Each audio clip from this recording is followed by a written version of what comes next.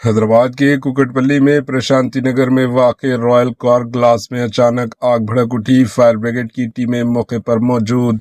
तेलंगाना के दारुल हुकूमत शहर हैदराबाद से इस वक्त की बड़ी खबर सामने आ रही है। कुकटपल्ली के प्रशांति नगर इलाके में वाक़ रॉयल कार ग्लास की दुकान में अचानक आग भड़क उठी, जिसकी लपेट में एक करीबी दुकान भी आ गई।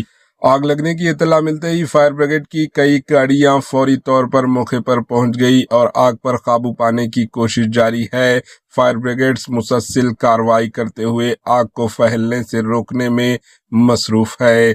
ताहाल आग लगने की वजूहात मालूम नहीं हो सकी, जबकि किसी जानी नुकसान की कोई इत्तला मौसल नहीं हुई है। हुकाम के मुताबिक मुकम्मल तफसीलात आग पर मुकम्मल काबू पाने के बाद सामने आएगी।